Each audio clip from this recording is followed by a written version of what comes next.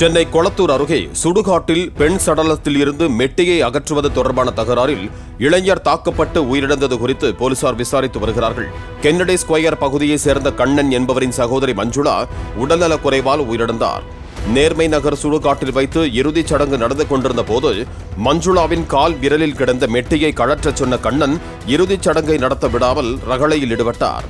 கண்ணனை உறவினர்கள் அங்கிருந்து அப்புறப்படுத்திய நிலையில் தந்தையை வெளியேற்றியது ஏன் என்று கண்ணனின் மகன் அரவிந்தன் தட்டி கேட்டார்.